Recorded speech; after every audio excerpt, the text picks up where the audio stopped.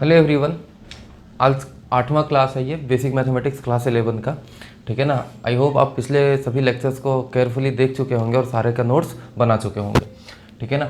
आज जो टॉपिक है वो है differentiation of a function with respect to other than x. मतलब जैसे आपने पिछले क्लासेस में क्या पढ़ा कि आपके पास कोई एक फंक्शन होता था y is equal to f x. ठीक है ना। तो इस फंक्शन को आप क्या करते थे, d Y upon D x find out करते थे। मतलब ये y किसके ऊपर डिपेंड कर रहा होता था, x के ऊपर। और y जब x के ऊपर डिपेंड कर रहा होता था तो उसमें आप क्या करते थे, x के ही रिस्पेक्ट में डिफरेंशिएशन करते थे। अब ऐसा नहीं होगा। अब क्या होगा, डिफरेंशिएशन जो होगा x के अलावा किसी और के रिस्पेक्ट में होगा। मैंने आपको पहले भी इस बात को डिस्कस किया था कि क्या है, जब भी आप d अपॉन डी एक्स लिखते हो इसका मतलब आप x के रिस्पेक्ट में डिफरेंशिएट कर रहे होते हो। ठीक है। तो x के रिस्पेक्ट में तभी डिफरेंशिएट होगा जब y डिपेंड करेगा किसके ऊपर, x के ऊपर। लेकिन अगर ऐसा हो कि y डिपेंड करे x के ऊपर और x के रिस्पेक्ट में हम डिफरेंशिएट भी ना करें, तब उसके लिए भी एक रूल है।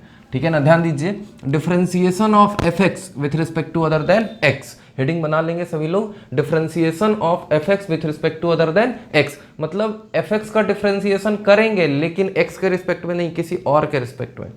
क्या बात समझ में आ रहा है? एफ एक्स का डिफरेंशिएशन करेंगे लेकिन एक्स के रिस्पेक्ट में नहीं, किसी और के रिस्पेक्ट में। ठीक है ना। तो अब देखो यहां से हम लोग कुछ आगे बढ़ते हैं, क्या कर सकते हैं। रूल क्या कहता है, रूल है अपने पास कि देखो, अगर आपको डिफरेंशिएशन करना है किसका, एफ एक्स का, किसके रिस्पेक्ट में, मान लो टी के रिस्पेक्ट में। यहाँ पे हम लोग टी को टाइम कहेंगे। ठीक है ना। तो टी के रिस्पेक्ट में अगर डिफरेंशिएशन करना है किसका, एफ एक्स का, तो सबसे पहला काम क्या करना होगा कि इस एफ एक्स को एक्स के ही रिस्पेक्ट में डिफरेंशिएट करेंगे, पहला स्टेप। ठीक है। नंबर 1 में first of all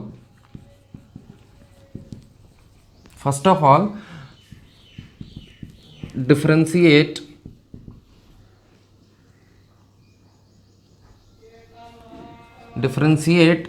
the f x with respect to, क्या करेंगे, विथ रिस्पेक्ट टू एक्स। पहला ये हो गया। ठीक है ना। एंड देन उसके बाद क्या करना है आपको, then differentiate x with respect to d T. ठीक है ना। आपको याद रखना होगा कि फर्स्ट ऑफ ऑल सबसे पहले डिफरेंशिएशन करना है किसका, एफ एक्स का, उसके किसके रिस्पेक्ट में, एक्स के रिस्पेक्ट में। उसके बाद आपको क्या करना है, डिफरेंशिएट करना है एक्स को, जैसे मैंने किया यहाँ पे। देखो सबसे पहले एफ एक्स का डिफरेंशिएशन किया गया है किसके रिस्पेक्ट में, एफ के रिस्पेक्ट में। उसके बाद एक्स का डिफरेंशिएशन किया गया है किसके रिस्पेक्ट में, टी के रिस्पेक्ट में। ठीक है ना। तो यही इसका रूल है। ठीक है। अगर आप इसको नोट करना चाहते हैं तो नोट करें, पॉज करके आगे बढ़ते, इस पर सवाल लेते हैं तो ऑल क्लियर होगा। ठीक है। अब देखो पहला सवाल क्या है कि y is equal to sine x दिया हुआ है। ठीक है। सवाल नंबर 1 एग्जांपल है, ध्यान से समझे सब लोग। y इज इक्वल टू क्या दिया हुआ है, साइन एक्स दिया हुआ है, और आपको फाइंड आउट करना है D Y upon D t. क्या फाइंड आउट करना है, D Y upon D T. अब देखो इसको कैसे आप फाइंड आउट करोगे, इसमें निकालना क्या है, D Y upon D t. और आप दिया क्या हुआ है, y is the function of x, यानी साइन भी तो x के ऊपर ही डिपेंड कर रहा है ना। साइन क्या है, ट्रिगोनोमेट्रिक फंक्शन है, और ये कहीं ना कहीं किसके ऊपर डिपेंड करेगा, x के ऊपर। क्यों, क्योंकि जैसे जैसे x बदलता जाएगा वैसे वैसे क्या होगा, साइन का वैल्यू बदलता जाएगा।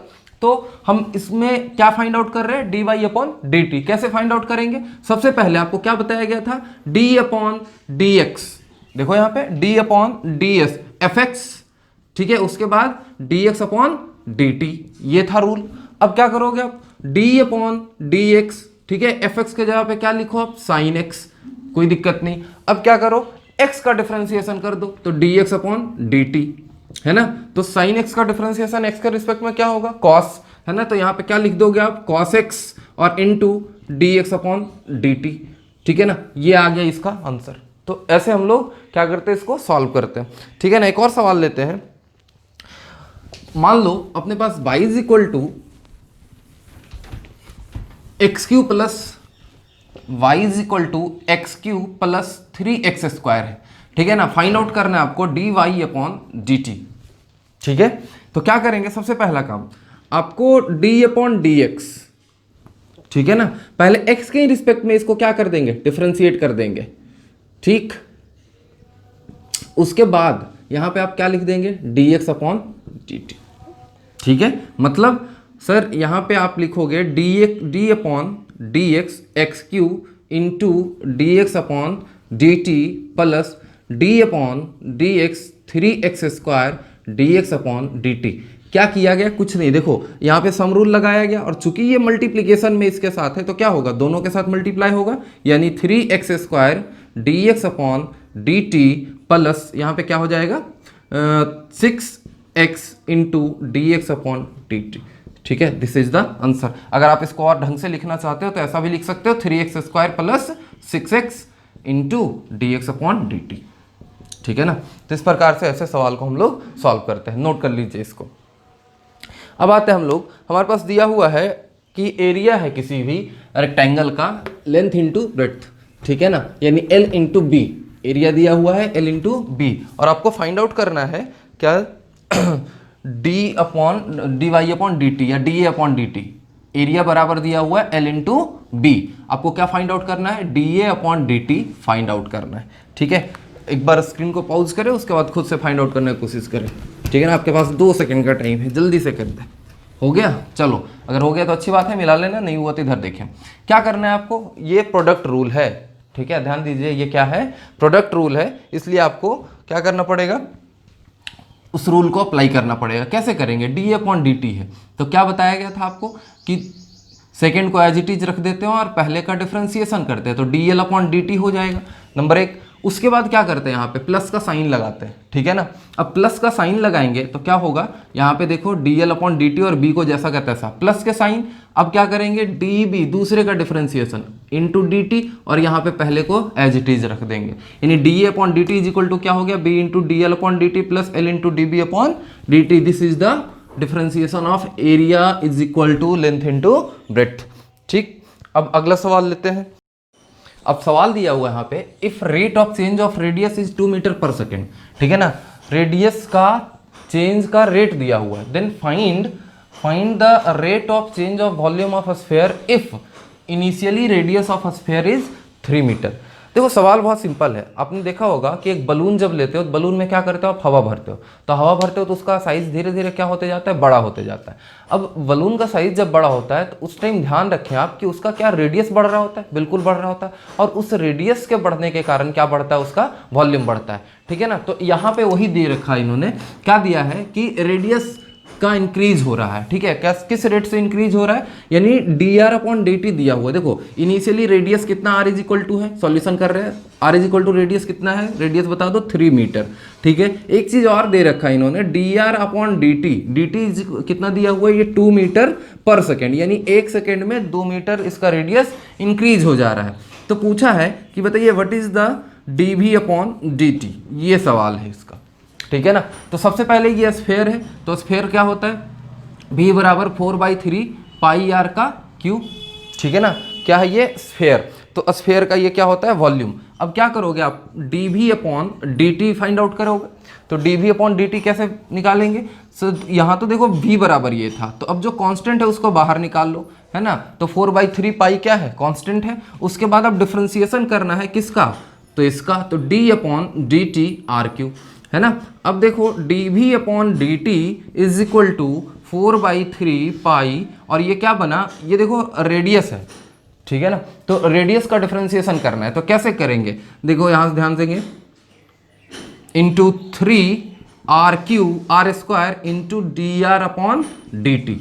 ठीक है ना, यहाँ पे कैपिटल वाला ले लो, D are upon D T. अब देखो अपने पास D are upon D T दे दिया इन्होंने, कितना दिया है, ये 2 मीटर पर सेकेंड। अच्छा, तो 4/3 पाई का वैल्यू होता है 22/7 इंटू 3 इंटू आर। अब देखो आर का इनिशियल ये वाला कौन सा रेडियस है, इनिशियल रेडियस है, इनिशियल रेडियस कितना दिया इन्होंने, 3 मीटर, तो आर का स्क्वायर यानी 3 इंटू 3 9, और D are upon D T दे रखा है कितना 2, तो ये हो गया 2। अब इसको क्रॉस मल्टीप्लाई कर दो सबको, है ना, जहां तहां से, और कोई कैंसिल होगा नहीं। तो अब देखो 88 इंटू 18 डिवाइडेड बाई 7। ठीक है, अब ये इसको कैंसल आउट कर दो, जो भी आएगा आंसर हो जाएगा इस तरह से, है ना। तो ये क्या निकल के आया है, ये आया है आपको d v upon D t. Clear है, तो ऐसे हम लोग इसको सॉल्व किया करेंगे। ठीक है ना, तो उन्होंने सवाल दिया है, if the length and breadth of rectangle is 2 metre and 3 metre, मतलब लेंथ दिया हुआ है कितना, लेंथ एंड ब्रेड्थ, लेंथ कितना दिया हुआ है 2 मीटर और ब्रेड्थ कितना दिया हुआ है 3 metre. And both are increasing at the rate of 1 metre per second, यानी दोनों बढ़ रहा है। तो dl अपॉन dt भी दिया हुआ है कितना 1 मीटर पर सेकेंड, और db अपॉन dt भी कितना दिया हुआ है 1 मीटर पर सेकेंड। ठीक है, अच्छा find the rate of increase of area. क्या फाइंड आउट करने के लिए बोला है, इंक्रीज ऑफ एरिया, उसका रेट। तो आप क्या जानते हो, एरिया बराबर L इंटू बी, यही जानते हैं। ठीक है, तो आप इसको डिफ्रेंशिएट कर देंगे तो dA अपॉन dt बराबर क्या हो जाएगा, है ना। यहाँ पे आप पहले का डिफ्रेंशिएशन यानी dl अपॉन क्या करोगे dt और b को एज इट इज रख दोगे, प्लस यहाँ पे दूसरे का डिफ्रेंशिएशन db अपॉन dt और पहले को एज इट इज रख दोगे, है ना, यही रूल है। अच्छा अब इनिशियली क्या है सारा देख लो। तो लेंथ दिया हुआ है कितना, लेंथ दिया हुआ है 2 मीटर, ब्रेड्थ कितना है 3 मीटर। तो यहाँ पे 3 लिखोगे ब्रेड्थ के जगह पे, dl अपॉन dt कितना है 1, तो 3 इंटू 1, प्लस लेंथ कितना है 2 मीटर, तो यहाँ पे आप लिखोगे 2, और db अपॉन dt भी कितना दिया इन्होंने 1, तो यहाँ पे हो गया 1, यानी 3 इंटू 1 3 प्लस 2 इंटू 1 2, तो 3 और 2 कितना हो जाएगा 5, यानी 5 मीटर स्क्वायर पर सेकेंड। ठीक है ना, ये क्या निकल आएगा dA अपॉन dt। ठीक है ना, इस प्रकार से इसको सॉल्व करेंगे, नोट कर लीजिए। अब देखो डिफरेंशिएशन ऑफ इम्प्लीसिट फंक्शन है। डिफरेंशिएशन ऑफ इम्प्लीसिट फंक्शन, अब हम लोग तो पहले ये जान लेते हैं, फंक्शन जो होता है ना दो तरीके का होता है, दो तरह का होता है। एक डिप्लीसिट फंक्शन, डिप्लीसिट, और दूसरा क्या होता है इम्प्लीसिट। डिप्लीसिट फंक्शन उसको बोलते हैं जिसमें x और y को हम अलग अलग कर पाते हैं। अलग अलग कर पाते हैं मतलब एक साइड में x को कर देते हैं, एक साइड में y को कर देते हैं। जैसे आपके पास इक्वेशन होता है ना x square plus y square बराबर 3, तो आप इसको लिख सकते हो x बराबर क्या, एक्स स्क्वायर बराबर 3 माइनस वाई स्क्वायर। अब देखो इस साइड क्या है y है, इस साइड क्या है x है। लेकिन कभी कभी क्या होता है, इक्वेशंस ऐसे मिलेंगे जिनमें आप x को और y को आप अलग अलग नहीं कर पाते हो, ठीक है ना, या 1 बाई 1 साइड नहीं कर पाते हो, तो वैसे फंक्शन को हम लोग क्या कहते हैं इम्प्लीसिट फंक्शन। ठीक है ना, और उसका डिफरेंशिएशन करना है। जैसे एग्जाम्पल के तौर पे आपके पास मिले x इंटू वाई बराबर x square plus y square, तो आप देखो इसमें आप x और y को एक साइड नहीं कर सकते हो। जैसे अगर x इंटू वाई है तो ये किधर भी रहेगा तो दोनों को लेके रहेगा, ठीक है ना। तो ऐसे फंक्शन क्या कहलाते हैं इम्प्लीसिट फंक्शन। अब इसका डिफरेंशिएशन करना है, कैसे करेंगे आप डिफरेंशिएशन, तो आप गलती से भी ये मत सोचना कि x को एक साइड लेके जाते हैं y को एक साइड लेके जाते हैं और y as a function of x इसको क्रिएट करते हैं, ऐसा नहीं हो सकता है। इसमें y as a function of x create नहीं किया जा सकता है। तब क्या करेंगे, तब हम लोग ऐसे ही इसको रहने देते उसके बाद डिफरेंशिएट करते हैं, ठीक है ना। अब निकालना क्या है अपन हम लोगों को, तो d अपॉन dx निकालना है, ठीक है। तो यहाँ पे क्या लिखोगे d upon dx x into y, ठीक है, बराबर क्या हो जाएगा d upon dx x square plus y square, ठीक है ना। अब ध्यान दीजिए क्या कर सकते हैं इसको, तो यहाँ पे पहले तो प्रोडक्ट रूल रख जाएगा, तो dx अपॉन dx और y एज इट इज रह जाएगा, plus x as it is रह जाएगा, dy अपॉन dx हो जाएगा। ये प्रोडक्ट रूल लगाया मैंने। अब इधर देखो एडिशन रूल वाला है ना, सम रूल, तो d अपॉन dx x का square plus d upon dx y का स्क्वायर, ठीक है। अब यहाँ पे क्या हो जाएगा y प्लस ये देखो, क्योंकि dx x का डिफरेंशिएशन x के रिस्पेक्ट में कितना होता है 1 होता है, तो x into D Y upon D x is equal to क्या हो जाएगा, यहाँ पे देखो ये 2x हो जाएगा, प्लस अब इस पे आ जाते हैं, ठीक है ना। इस पे क्या हो जाएगा 2y d Y upon D x. ये कौन सा फंक्शन है, वही वाला y को दूसरे के रिस्पेक्ट में हम क्या कर रहे हैं डिफरेंशिएट कर रहे हैं, ठीक है। जैसे x को अगर x के रिस्पेक्ट में डिफरेंशिएट करते हैं तो dx अपॉन dx लिखते हैं लास्ट में, और वो तो उसका वैल्यू 1 ही हो जाता। लेकिन यहाँ पे अगर y को हम किसी दूसरे के फंक्शन में दूसरे के रिस्पेक्ट में डिफरेंशिएट करेंगे तो आपको लास्ट में लिखना पड़ेगा dy अपॉन dx, ठीक है। अगर यहाँ पे y के रिस्पेक्ट में करते तो 1 हो जाता, तो इसको लिखना ना लिखना एक ही बात हो जाता। लेकिन अभी x के रिस्पेक्ट में कर रहे हैं इसलिए dy अपॉन dx लिखना होगा, ठीक है। अब देखो y प्लस क्या लिखे इसको, अब देखो जिसमें dy अपॉन dx है ना उसको एक साइड ले जाने की कोशिश करते हैं, ठीक है। तो ये देखो y है, इसको इधर लेके आ जाओ, -2x इज इक्वल टू, इसको उधर लेके जाने पे क्या हो जाएगा 2y dy अपॉन dx और minus x into D Y upon D x, ठीक है ना। अच्छा अब क्या करें इसके बाद y minus 2x is equal to क्या हो जाएगा 2y माइनस x और d Y upon D x, ये मिलेगा। ठीक है ना। अब आपको फाइंड आउट क्या करना है, D Y upon D x. तो D Y upon D x is equal to क्या हो जाएगा, y minus two X divided by two Y minus X. ठीक है ना। तो दिस इज द आंसर। ऐसे हम लोग इसको सॉल्व करते हैं, नोट कर सकते हैं आप इसको। अगला सवाल है x square into y square, x square into y square is equal to sine x plus sine y. आप जल्दी से इसको पॉज करें स्क्रीन को, उसके बाद बनाना शुरू करें। ठीक है ना।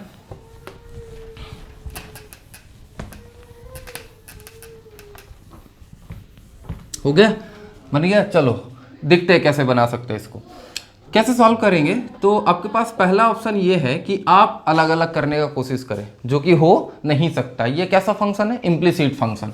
तो इसमें आप एक्स और वाई को डिवाइड नहीं, अलग अलग नहीं कर सकते हो। तो क्या करें, यहीं से रहने देते हैं। तो डी अपॉन डी एक्स, यहाँ क्या हो जाएगा, x square into y square is equal to d upon D x, क्या हो जाएगा, sine x plus sine y. ठीक है ना।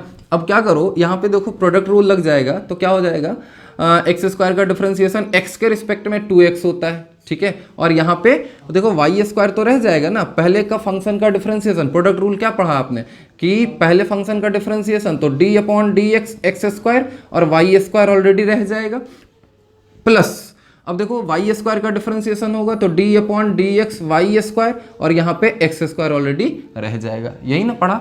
उसके बाद ये क्या हो जाएगा, ये देखो सम रूल है। तो d upon D x sine x plus d upon D x sine y. ठीक है ना। अब क्या करो, वाई स्क्वायर तो जैसा का तैसा, और एक्स स्क्वायर का डिफरेंशिएशन 2x, और यहाँ पे एक्स स्क्वायर जैसा का तैसा, और यहाँ पे क्या हो जाएगा 2y हो जाएगा, है ना। इज इक्वल टू क्या लिखे इसको, साइन एक्स को कॉस एक्स, और प्लस साइन वाई को क्या लिखा जाएगा। अब यहाँ पे ध्यान देने वाला बात ये है कि ये साइन एक्स नहीं है, इसलिए एक्स के रिस्पेक्ट में डिफरेंशिएट नहीं कर सकते। अगर करना होगा एक्स के रिस्पेक्ट में डिफरेंशिएट तो साइन वाई को लिखेंगे तो जरूर यहाँ पे कॉस वाई, लेकिन इसके बाद d Y upon D x आपको साथ में लिख देना होगा। क्लियर है ना। तो अब क्या करो, यहाँ पे देखो क्या हो जाएगा, 2xy का square plus 2x square y. ठीक है, is equal to cos x, है ना।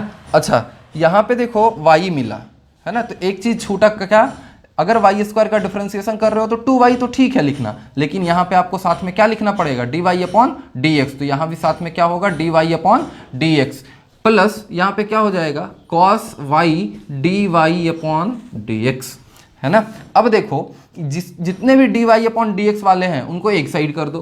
तो ये दोनों, इन दोनों को एक साइड करो तो क्या मिलेगा आपको, देखो इसको इधर लेके आ जाओ, इसको उधर लेके चले जाओ, है ना। तो कॉमन कर लेते हैं, शॉर्टकट थोड़ा सा, d Y upon D x. अच्छा ये इधर आएगा तो माइनस में हो जाएगा ना, और ये क्या रहेगा प्लस में, तो 2x स्क्वायर वाई, तो 2x स्क्वायर वाई। अच्छा इधर आने के बाद माइनस में, तो इसको ले सकते हैं minus cos y is equal to, अब देखो बचा कौन कौन, तो ये cos x उधर रहेगा और ये भी उधर जाएगा, तो cos x माइनस 2xy का square, cos x minus 2xy का स्क्वायर, यानी finally D Y upon D x is equal to आ जाएगा cos x माइनस 2xy का square divided by 2x square Y minus cos y। ठीक है ना, ये आपका आंसर आ गया। ठीक, चलो नेक्स्ट क्वेश्चन की तरफ बढ़ते हैं।